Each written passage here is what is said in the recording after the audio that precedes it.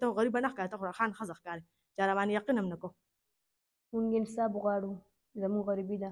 نن ساعتو کو دوه ساعتو او تش دیوال ته ګورو. پولیس دې موږ له انصاف راکړي. نو پلار یې رالېږدي نو او ګټې وټې هم څوک نشته. نشې تماشې به یې کولې که نشې پیسې به مله ما ورکولې او چې زما سره به نه وې مور به مې ورکولې. د کور کاري نشو ورکولی، بیرون نشو داخلولی. مونږ ته ورسره چې دې کیمرې ته راځو د مجبورۍ نه راځو. نن دې خلکو ته په کولو مخ ناست یم، دا ځای انصاف غواړم. خپلو پردو مو رانه لاس واغېستو. دا څومره خلک چې مونږ ګوري په دې رور باندې زموږ اعتماد دی، مونږ سره مدد وکړي. بسم الله الرحمن الرحیم. ګرانو کتونکو الب خان شیرپوه یم، کیمرامین ناصر یاسر خان دی. دا مهال چې زه د کوم خاندان سره موجود یم دا دوه خویندې دي. د دوی والد صاحب چې کوم دی د دې خور خاوند ویشته دی او ویشتمه ورځ ده، خو د چارسدي پولیسو تر دې دمه ګرفتاري نه ده کړې. نو یو دغه او بل د ګټې وټې په کور کې دغه یو مشر و، نو ټول جینکې دي زنانه دي، هغه هم مړ شو.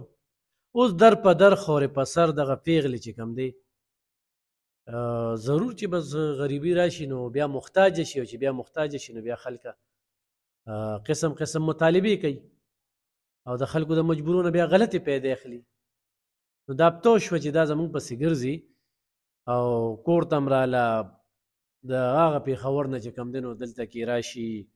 ته غریبه نه ښکارې، ته خو خان ښځه ښکارې چې راباندې یقین هم نه کوو. پېښور کې چې موږ ورپسې بیا رالو چې وي کریم را سره نشته دی، هېڅ دغه نشته دی، نو موږ دلته کې دوی له رالو او د دوی دا فریاد چې کوم دی د چارسدي پولیسو ته هم هغه شتمن خلکه چې هغه امداد کول غواړي نو دا اصلي حقدار دي.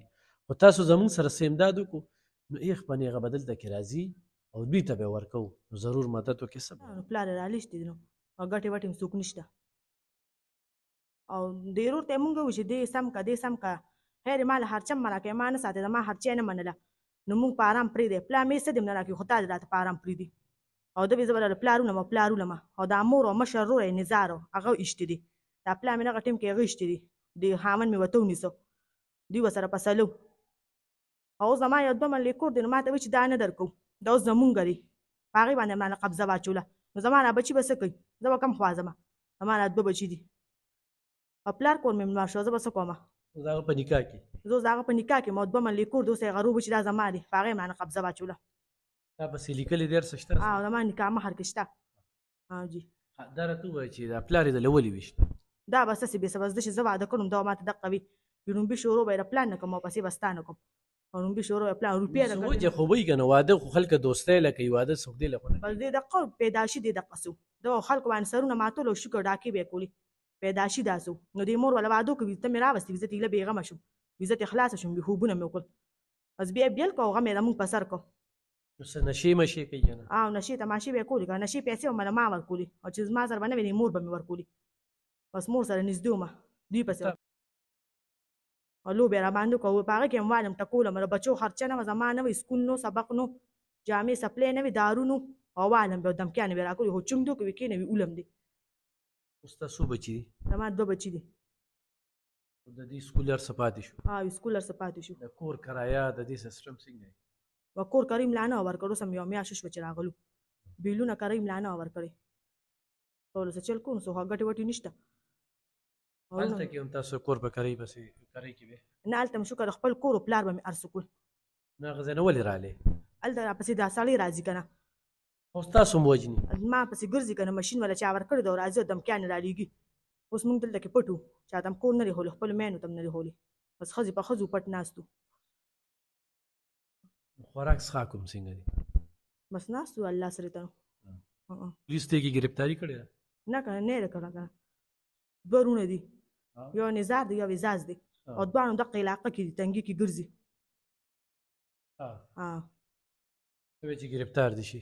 ګرفتار دي شي که نه زمونږ ته خطره ده که نه اوس مونږ پسې ګرځي که نه. بچي ته به څه وایې؟ مونږ سره د مدد وشي، مونږ ته د انصاف میلاو شي، مونږ سره د یوې روپۍ درک نه لګي، مونږ سره د انصاف وکړي، مدد دې را سره وکړي. پلار یې چې دله ویشته ته چېرته وې؟ زه ترور کارو کور کې نه ومه. یادېږي دي؟ بیا هر څه به یې دله وړی؟ هر څه به یې وړل. اوس دې ژوند څنګه دی؟ هغه ټایم کې ژوند څنګه؟ اوس خو در په در شو هغه ټایم کې خپل کور کې؟ خپل کور ورته یادېږي؟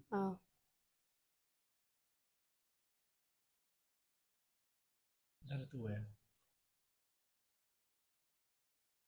چې څو وروڼه خویندې 5 خویندې وو 3 وروریان دي یو غټ زلمی د ما نه مشر دی هغه له دماغ بیمار دی میرګي دی پې کار روزګار نه کوه بس د پلار غریب به مې ګټله هغه به یې له کوره باندې نه پرېښوده او یو دی له 12 کالو دی ماشوم دی او یو له 15 کالو دی بچا راله په هغوی راله یو ورور د دې کې دا دی که نه دا مې زوی دی بل دغه ورور دی او دغه ماشوم دی دا ماشوم د ورور دی ها ته دغه ټایم کې چېرته وې چې ستا دا پلار یې ویشته ده په کور باندې ډزه وکړې موږ دغه ساعت رالو موږ مې ورور وېدنه یې لوړې وه او دا پلار غریب مې دغه ټیم د دوکان نه راغلو ستړو کټ کې ناست و نو ما ته یې لاس کې خاوند دې ته راته نو زه خو چې تلم د سره تمانچه وه مانچه نه وه چې رالم د سره تمانچه وه د لاس سپوټې ته وکړ او تمانچه یې لاس کې نیولې وه موږ ته لا پته هم نه وه او دې په ما سور سور راته زه خو پوه نه وم بس راځه چې کوته څادر راوله بس ده ډز وکړې ناګهانه د پلار او ما ته مې نیولې وه واته ډزه کړو خو موږ ته خدای بچ کړو هغه زه لاړم تاڼې ته ما راپورټ لیکه پلار غریب مې چونګ نه کړو ما ته یې کېنه بابا بس چونګ ونه کړه ورور ته مې چپ شه ویم زه راځمه چې رور مې شو زه شو تاڼې ته لاړم چې رالم پلار مې مړ پروت و زه یې میشتم ورسره د هغه بلې خور او د مور مخکې مې ایشتې شوې دي دا ته وایي چې تاسو پولیس له لاړم پولیس ته څه ووایي زه چې رالم پولیس راغلو ډاک کې ولاړ ولته ډاک د سلطان خان ډاک ورته وایي نو زما راتلو نه مخکې راغلو خور مې ټېلیفون کړو د ډزې وکړو موږ ویرېدو نو سیچو صاحب ټول راغلو وو خو زما پلار ایشتې شوی هغه راټکه مړ و د هغې نه پس پولیس راغلي دي تپوس یې کړی دی نو پولیس ځي راځي چاپې ماپې مو وایي چې کوم ځای ورته ښایو چاپه وایي ځي خپل وس کوي خو سړی بس نه ګرفتارېږي نو